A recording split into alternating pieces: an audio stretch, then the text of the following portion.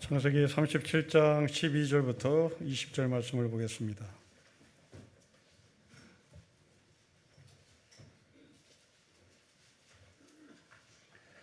(37장 12절부터 20절) 말씀을 먼저 시켜보겠습니다. 그의 형들이 세겜에 가서 아버지 양떼를 칠 때에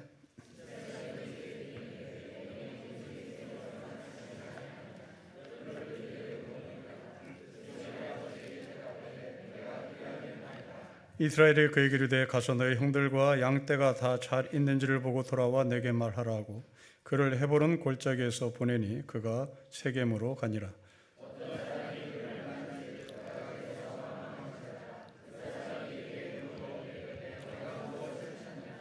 그가 이르되 내가 내 형들을 찾아오니 청하건대 그들이 양치는 곳을 내게 가르쳐 주소서.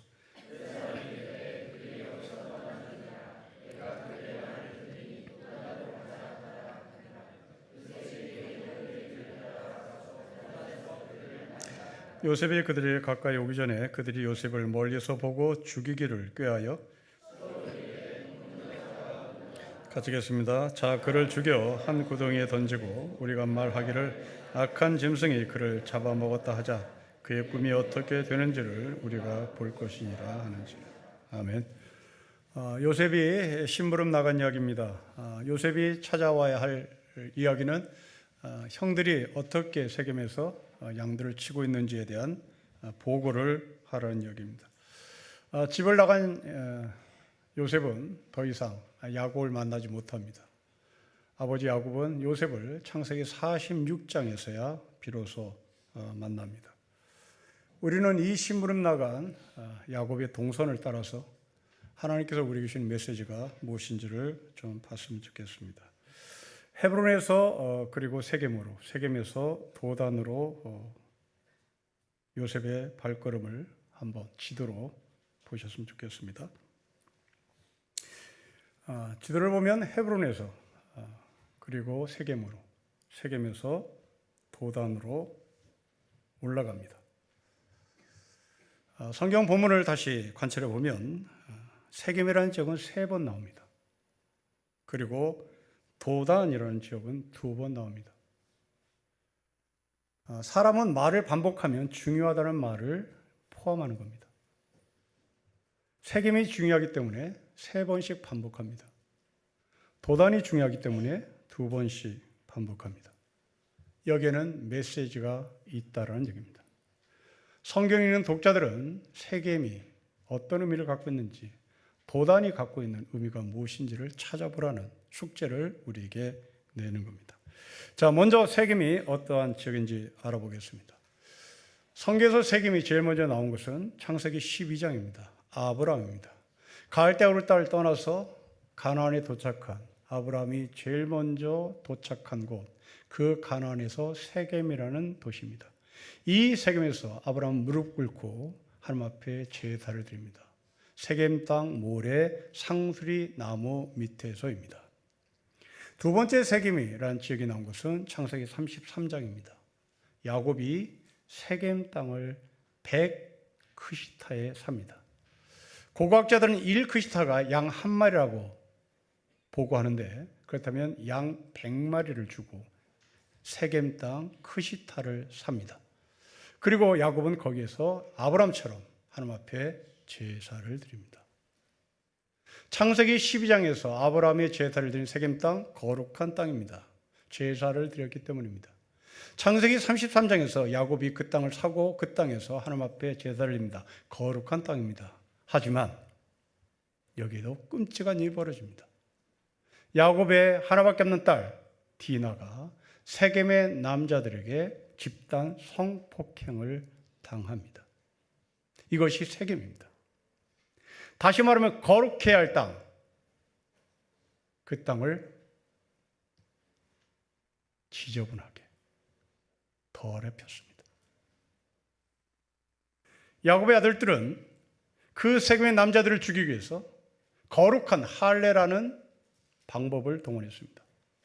세겜의 남자들에게 할례를 행하면 너와 우리가 형제가 될 수 있다 속였습니다. 세겜의 남자들은 할례를 받았습니다. 그리고 집단 살육을 당했습니다. 거룩한 땅이어야 될 세겜, 거룩을 훼손한 겁니다. 지금 야곱은 아들 요셉에게 그 땅을 가라고 말합니다. 자, 이 배경을 들고 오늘 본문을 보겠습니다. 여러분 12절부터 14절의 말씀을 우리 같이 한번 읽겠습니다. 시작. 그의 형들이 세겜에 가서 아버지의 양떼를 칠 때에 이스라엘이 요셉에게 이르되 너의 형들이 세겜에서 양을 치지 않냐느냐? 너를 그들에게로 보내리라. 요셉이 아버지에게 대답하되 내가 그리하겠나이다. 이스라엘이 그에게 이르되 가서 너희 형들과 양떼가 다 잘 있는지를 보고 돌아와 내게 말하라 하고 그를 헤브론 골짜기에서 보내니 그가 세겜으로 갑니다. 세겜으로 보낸 사람이 누굽니까? 야곱이 아닙니다. 이스라엘입니다. 혈육이 아닙니다. 하나님께서 주신 이름입니다. 여러분, 이 말에는 두려움보다 하나님을 신뢰하는 이스라엘이라는 말이 담겨져 있는 겁니다. 아버지 야곱은 자기 아들들이 요셉을 미워한다는 걸 알고 있습니다. 그럼에도 불구하고 세겜에 보냅니다. 보내지 말아야 하는 겁니다. 보내면 죽는 겁니다. 만약 보내기 싫었다면 성경은 이스라엘이라고 말하지 않았을 것입니다. 야곱이라고 말했습니다. 그러나 성경은 야곱이라고 말하지 않고 요셉이라고 말합니다. 하나님이 야곱을 붙잡고 계시다는 것이고 야곱은 요셉을 보내며 하나님의 섭리와 하나님의 계획을 기대했다라는 얘기입니다. 성도 여러분, 여러분들은 김씨라는, 이씨라는, 박씨라는 성을 가지고 있습니다. 그 성은 여러분의 기초입니다.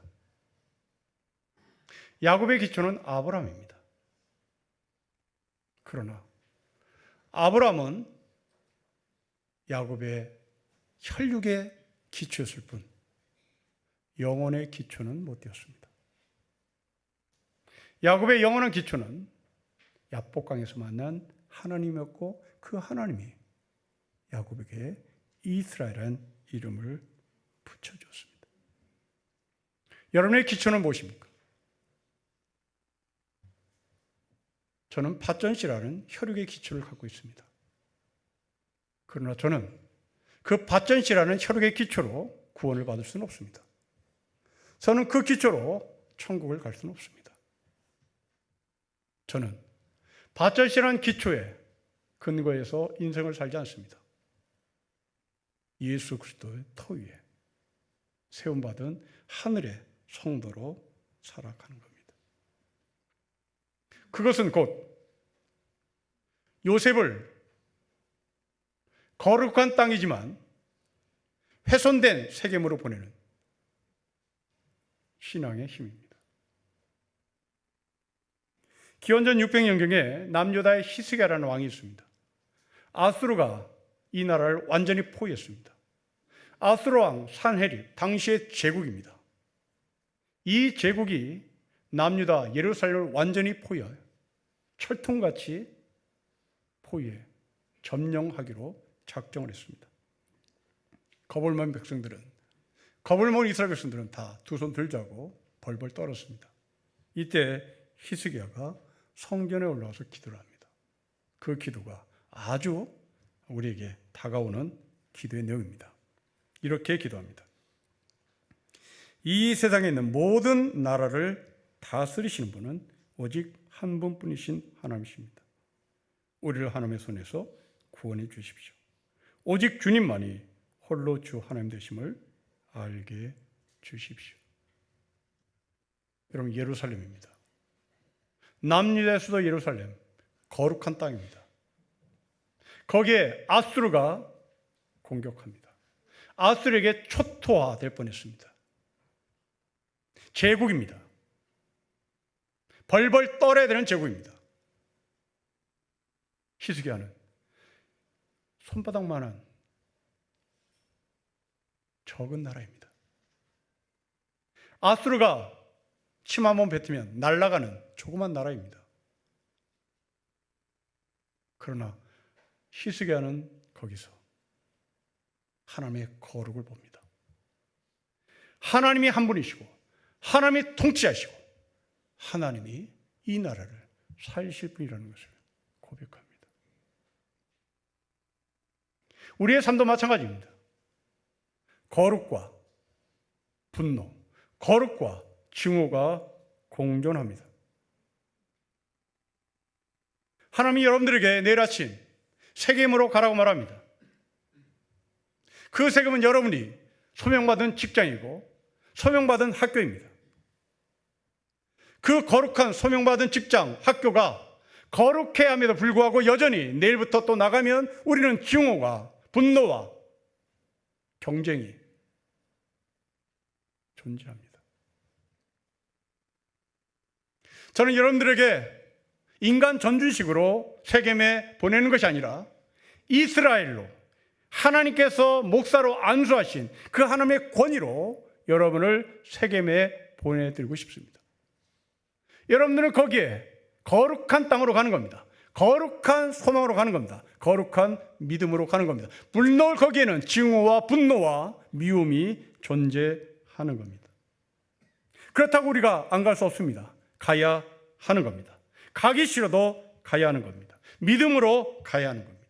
거기에는 미움만이 존재하는 것이 아니라 바로 그 한 구퉁이에 거룩이 존재하는 것이고 무릎 꿇고 기도하고 제사 드렸던 아브라함이 존재하는 것이고 야곱이 존재하는 것이고 그 제사를 받으신 하나님이 존재하시기 때문에 그렇습니다. 저희 집에 손녀가 와서 저희들이 즐겁게 지내고 있습니다. 손녀는 늘 저랑 자고 싶어 합니다. 왜 할머니랑 자지 않고 할아버지랑 자고 싶어 하냐고 물었습니다. 할아버지 옆에서 자면 든든하니까. 할아버지 옆에서 자면 무섭지 않으니까. 여러분 옆에 바로 이런 분이 계셔야 되는 겁니다. 여러분 옆에 바로 이 하나님이 계신 겁니다. 그 하나님은 하나님으로 존재하지 않습니다. 그 하나님은 아버지로 존재합니다. 그 아버지로 존재한 하나님은 때문에 그분으로 인해서 우리는 무섭지 않습니다. 든든합니다. 하나님은 세겜으로 간 요셉과 함께 하십니다. 도단으로 간 요셉과 함께 하십니다. 더 나아가 애굽으로 팔려간 요셉과도 함께 하십니다. 내일 아침 여러분들 출근하는 그 자리, 아이들을 학교로 보내는 여러분의 심정, 야곱 아닙니다. 이스라엘이 된 겁니다.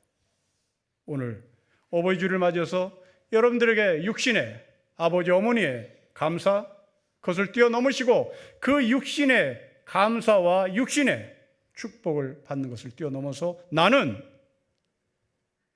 이스라엘이다.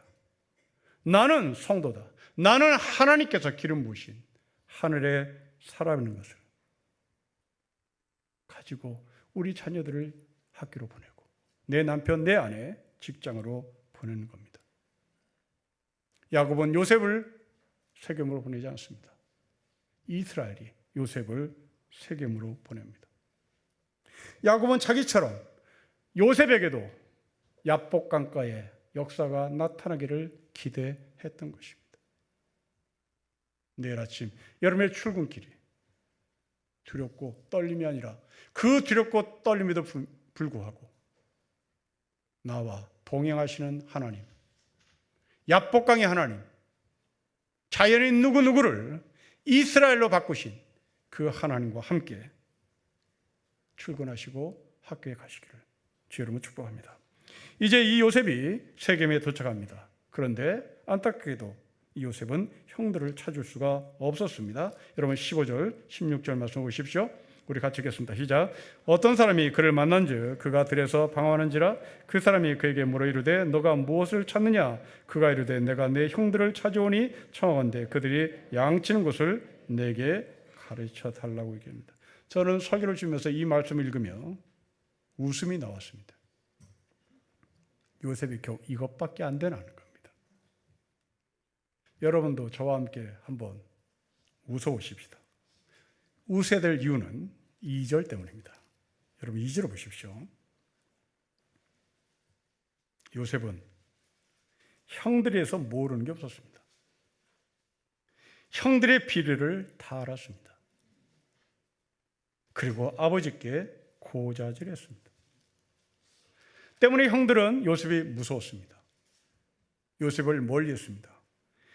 요셉이 자신들의 모든 것을 다 알 것이라고 생각했기 때문에 그렇습니다. 그런데 오늘 15절을 보십시오.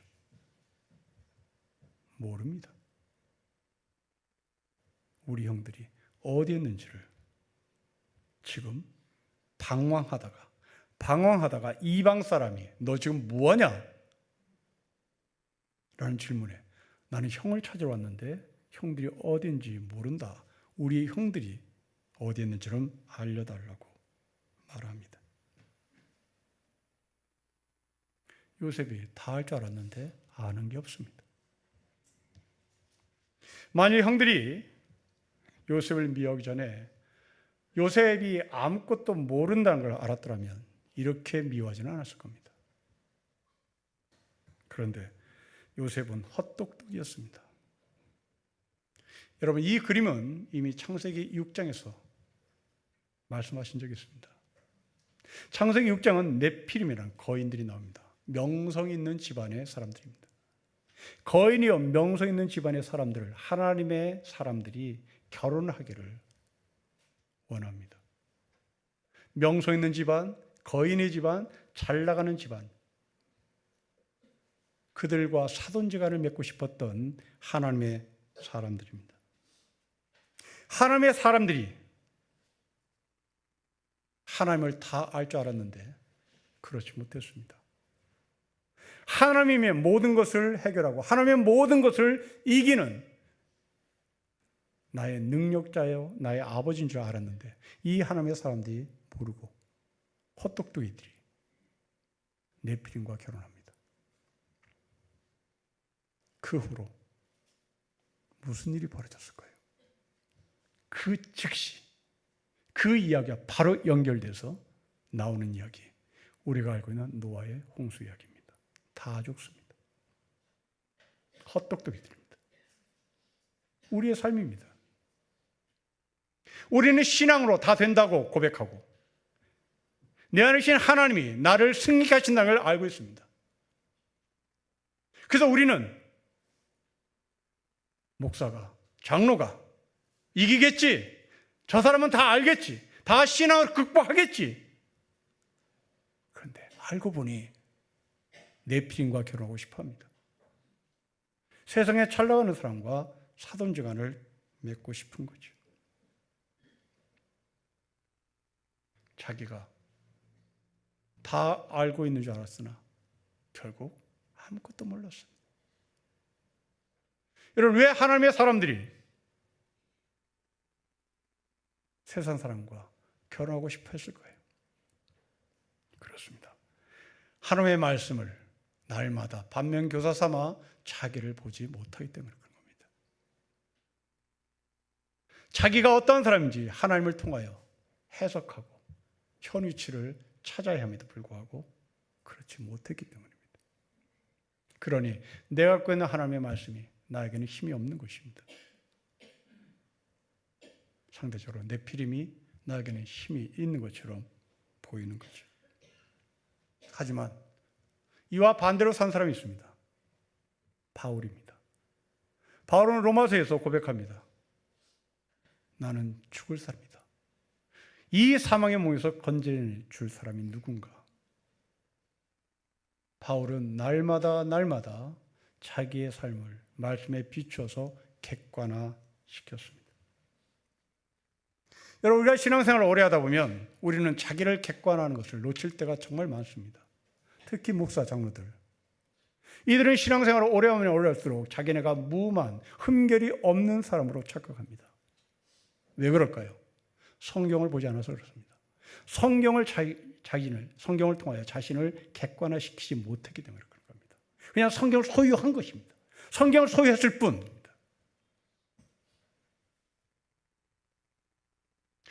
요즘 히브리서를 수요 예배 때마다 부목사님이 설교를 하는 것을 저희가 듣습니다. 제사장이 두 개가 나옵니다. 하나는 아론의 반차를 따라 내려오는 제사장입니다. 하나는 멜기세덱의 반차를 따라 내려오는 예수 그리스도입니다. 왜 하나님은 아론의 반차를 따라 내려온 제사장직을 스톱하게 하고 왜 멜기세덱의 반차를 따라 내려온 예수 그리스도의 대제사장인 것을 말씀을 하시는 것일까요? 그렇습니다. 여기는 굳어졌습니다. 여기는 자신들이 흠결이 없는 사람이라고 생각했던 겁니다. 나 대제사장이야. 하나님은 이런 사람들을 살려내지 않습니다. 이런 사람들을 스톱시킵니다.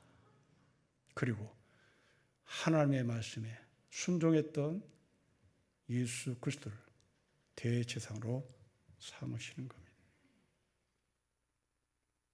성도 여러분, 자신의 삶을 객관화시키지 못하면 우리는 어느새 왕의 자리에 올라갑니다. 자신을 객관화시키지 못하면 우리는 어느새 우상의 자리에 올라갑니다. 요셉은 다 알고 있는 것 같으나 아무것도 몰랐습니다. 또 하나 웃음 짓는 이야기가 있습니다. 여러분 9절을 보십시오. 9절에 보면 11개의 별이 요셉에게 절을 합니다. 우상의 우두머리가 되고 싶었던 겁니다. 그런데 아무것도 모르는 요셉에게 이방 사람이, 세겜의 이방 사람이 요셉에게 길을 가르쳐 줍니다. 우상을 섬긴 사람입니다. 이방인 사람이라면 우상을 섬기는 사람이 우상의 우두머리인 요셉에게 길을 가르쳐 줍니다. 똑똑한 사람이 우상을 섬깁니다. 똑똑한 사람이 우상에게 집니다. 똑똑한 사람이 우상에게 길을 묻습니다. 우리나라 탄핵당한 대통령을 보십시오. 서울법대 출신입니다. 상위 1%의 똑똑한 사람들이 들어가는 학교요 학과입니다. 그런데 그렇게 무능할 줄이야. 그렇게 멍청할 줄이야. 그리고 심심치 않게 나오는 뉴스입니다. 무속에 심취되어 있다. 헛똑똑입니다. 서울법대를 나왔으면 무당하고는 거리가 멀어야 되는 겁니다. 서울법대 나왔으면 멍청하지 말아야 되는 겁니다. 그런데 무능하고 멍청하고 점집에 찾아다니고, 그러나 그 사람만이 아닙니다. 고위직 공무원들이 승진철이 다가오면 무당집을 정말 많이 찾는다고 얘기합니다. 여러분, 우리나라 고시는 아무나 붙지 않습니다. 똑똑이들만 붙입니다. 똑똑한 사람들이 합격하는 겁니다. 그런데 그 똑똑한 사람들이 자기의 앞길을 실력으로 승부하지 않고 점쟁이에 가서 묻습니다. 그렇다면 고시도 점쟁이한테 가서 할 것인지 말 것인지 물어야 될 거 아닙니까? 그런데 왜 고시는 실력으로 묻고 승진은 점쟁이한테 묻는 겁니까? 속이 비었기 때문인 거죠. 자신감이 없는 겁니다. 날마다 자신을 하나님의 말씀에 비추어서 객관화시키지 않았기 때문에 한판 붙으려고 보니까 무서운 것이죠. 우리의 삶이기도 합니다. 씨돌이 배추라는 말이 있습니다. 가을에 배추를 수확한 후에 씨앗을 남기기 위해서 겨울 내내 보관하는 배추를 가리킵니다. 이 씨돌이 배추는 다음에 씨앗을 얻기 위해서 겨울을 견뎌야 합니다. 농부는 여기서 얻은 씨를 봄에 파종을 하죠. 성경에도 이렇게 씨돌이 배추 같은 말을 표현하는 예언자들이 있습니다. 이사야 선지자입니다. 그루터기라는 표현을 합니다. 남은 자라는 표현을 합니다. 씨돌이 배추가 봄에 파종을 받아 배추를 열매를 맺듯이 이 땅의 남은 자들, 이 땅의 그루터기들이 소망을 주는 것이고, 이 땅의 그루터기들이 그 소망의 열매를 준다는 얘기입니다. 하나님은 그렇게 씨들이 배추 같은 사람, 그루터기와 남은 자들 통하여 하나님의 새로운 역사를 시작하는 겁니다. 힘 있는 사람을 의지하지 않고 우상 앞에 절하지 않고 점집을 찾아다니지 않고 주님만을 의지하면서 살아가는 사람, 그들이 남은 자들입니다. 사돈지간을 맺기 위해서 점집을 찾아내신 장로님 여러분, 권사님 여러분, 왜 이렇게 속이 비었습니까? 왜 이렇게 속이 허합니까? 뭐가 그렇게 비굴합니까? 뭐가 그렇게 무섭습니까? 허한 이유가 무엇입니까? 나는 장로인데 막상 붙으려고 보니 무서운 이유가 무엇입니까? 나는 권사인데 막상 붙어보려고 하니 겁나는 이유가 무엇입니까? 그래서 왜 점집을 찾아갑니까? 왜 무당을 찾아갑니까? 날마다 자신을 쳐서 복종하면 이런 일이 없었겠지요. 날마다 하나님 앞에 무릎을 꿇고 하나님의 말씀이 나를 채우면 내가 어떠한 무서움과 걱정 속에서도 버틸 수 있겠죠. 남은 자 여러분, 시더리 배추 같은 여러분, 남의 눈치나 보면서 빌별거리며 살 때가 아닙니다. 한평생 사는 겁니다. 살 날 얼마 남지 않았습니다. 무당집에 찾아다니는 일을 하기보다 그 시간에 말씀을 읽는 것이 더 낫지 않을까요? 빌빌거리며 살 때보다 당당거리며 사는 것이 더 우리 자녀들에게 떳떳한 삶이 아닐까요? 눈치를 보면서 사는 사람보다 내 안에 예수가 계시다는 당당함으로 사는 것이 성도가 살아갈 삶이 아니겠습니까? 봄이 되면 어김없이 씨를 뿌리는 농부들처럼 우상이 판치고 점쟁이들이 판치는 이 땅에 우리 모두가 남은 자가 되어서 우리 모두 씨들이 배추 같은 사람이 되어서 소망 없는 이 땅 새로운 아침을 맞이하는, 새로운 아침을 만들어가는 하나님의 사람이 되는 것이 우리의 삶이 될 것입니다. 저는 우리 모두가 그루터기가 되기를 주의 이름으로 축복합니다. 이어서 17절을 보겠습니다. 이제 도단으로 갑니다. 여러분 17절 같이 읽겠습니다. 시작. 그 사람이 이르되 그들이 여기서 떠났느니라. 내가 그들의 말을 들으니 도단으로 가자 하니라. 요셉이 그의 형들의 뒤를 따라가서 도단에서 그들을 만납니다. 요셉의 형들은 세겜에서 도단으로 갑니다. 왜요? 세겜은 무서웠으니까요. 자기가 지은 죄들이 무서웠으니까요. 세겜의 남자들을 사륙했으니까요. 세겜의 남자들은 이들을 가만두지 않으려고 벼르고 있었을 겁니다. 무서웠던 야곱의 형들은 도단으로 올라갑니다. 자, 다시 한번 지도를 보십시다. 이 지도를 보시면서 여러분들의 이야기를 만들어 가보십시오. 헤브론에서 세겜, 세겜에서 또 북쪽으로 올라갑니다. 헤브론에서 북쪽으로, 북쪽에서 북쪽으로 계속 올라갑니다. 여러분, 우리가 편의상 올라간다는 얘기는 안전하다는 것을 말합니다. 올라간다는 말은 출세한다는 말입니다. 올라간다는 말은 안전하고 출세하고 권력을 잡는다는 얘기입니다. 우리가 모두 그렇게 올라가고 싶어 합니다. 그런데 그 올라간 자리에 요셉의 형들은 동생 요셉을 팔아버립니다. 여러분, 우리도 서울로 올라갑니다. 남쪽에서 올라온다고 말하지 않습니다. 북쪽에서도 서울 올 때는 올라간다고 얘기합니다. 왜요? 서울은 출세하는 곳이니까요.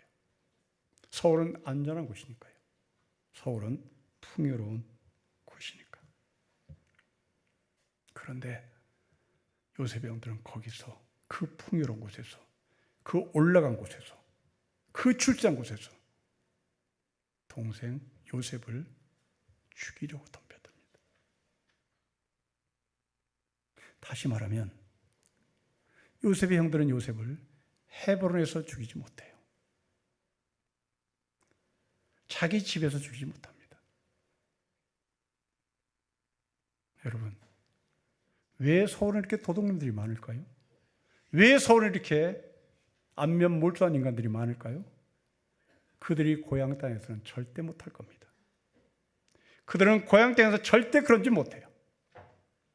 왜 서울에 삽니까?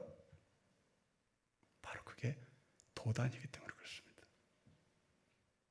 올라가는 곳, 출세하는 곳, 안전한 곳. 그러나 그 안전한 곳은 남을 죽여야 안전한 곳이었습니다. 이게 올라감입니다. 여러분, 다시 보십시오. 어디로 올라갑니까? 어디에서 올라갑니까? 헤브론에서 올라갑니다. 점점 멀어집니다. 이스라엘 아버지가 있는 헤브론에서, 야곱이 있는 헤브론이 아니라 이스라엘이 있는 헤브론에서 요셉의 형제들은 점점 멀어집니다. 남는 것은 요셉을 죽이고 싶은 거죠.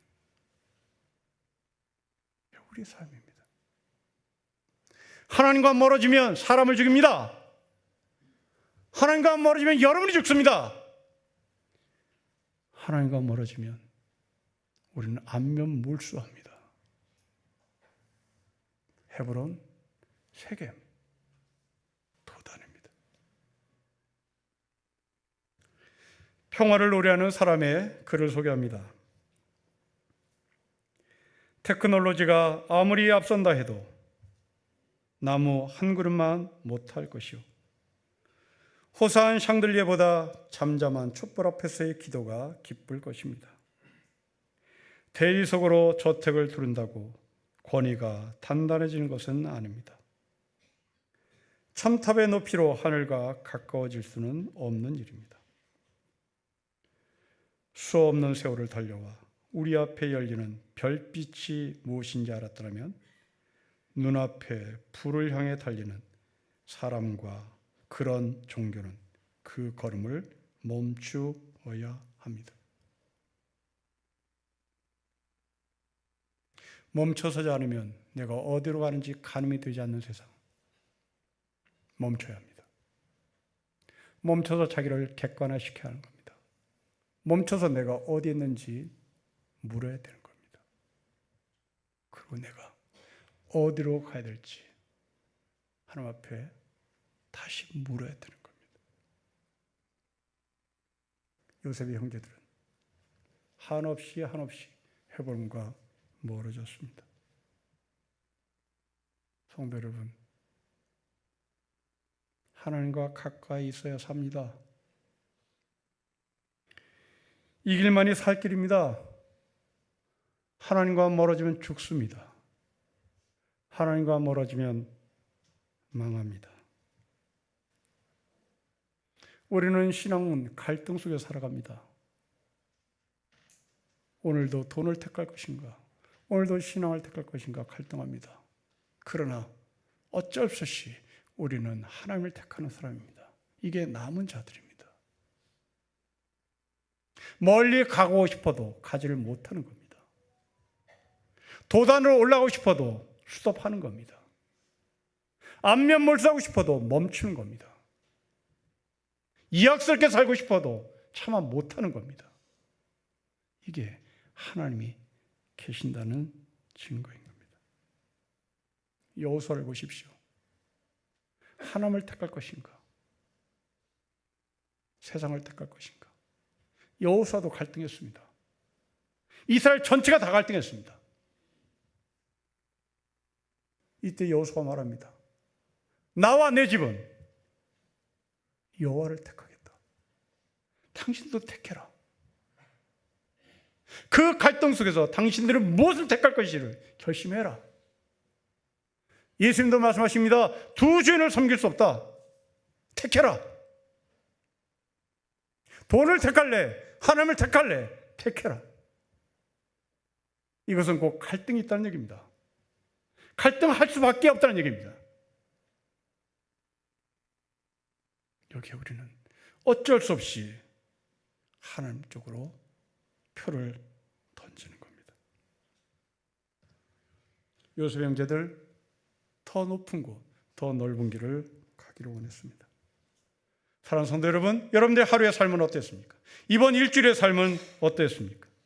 하루에 몇 번씩 믿음의 길에서 벗어나고 싶었죠. 그런데 어쩔 수 없이 다시 돌아옵니다. 왜? 하나님이 우리와 함께 하시기 때문에. 다시 말하면 야곱이 우리를 세겜으로 보낸 것이 아니라 이스라엘이 우리를 세겜으로 보냈기에 우리는 또 하나님을 택하는 거죠. 마음이 원하지만 육신이 약하다고 고백하면서도, 그렇게 투덜투덜 대면서도 우리가 주님을 택하는 것은 바로 하나님께서 나를 이 땅에 보내시기 때문입니다. 헤브론하고 멀었던 요셉의 형제들, 그들은 동생을 버리고 동생을 팔아버립니다. 갈등하더라도 하나님 쪽으로 기울었으면 좋겠습니다. 네피림하고 결혼시키고 싶어도 하나님의 사람으로 결혼시켰으면 좋겠습니다. 저 네피림과 저 삼성의 가문과 내 딸을 결혼시키고 내 아들을 결혼시키면 우리 입이 영원토록 잘 살겠지. 네, 잘 삽니다. 그러나 영원은 못 삽니다. 이 땅에서는 잘 살겠죠. 이 땅에 삼성의 며느리로, 삼성의 사위로 잘 살겠죠. 그러나 삼성은 천국 보내지 않습니다. 삼성은 우리를 구원시키지 못합니다. 여기서 잘 살려면 여기서 잘 사십시오. 그러나 영원까지 잘 살려면 하나님을 택하십시오. 갈등입니다. 여러분 자녀들에게 내가 그루터기다. 우리 집이 그루터기다. 내 아빠가, 내 엄마가 나의 시돌이 배추다. 새 역사를 써가시는 하나님의 손에 잡힌 우리의 모든 가정이 되시기를 주의 이름으로 축복합니다. 기도하겠습니다. 하나님 아버지, 세겜으로, 도단으로, 더 높은 곳으로 올라가는 우리의 모습이 성경에 있습니다. 간구합니다. 헤브론에서 멀어지지 않게 해주십시오. 헤브론에 좀 더 가까이 있게 해주십시오. 그래서 우리를 통하여 새로운 역사를 써는 그루터기로 살게 해주십시오. 주 예수 그리스도의 이름으로 기도합니다. 아멘.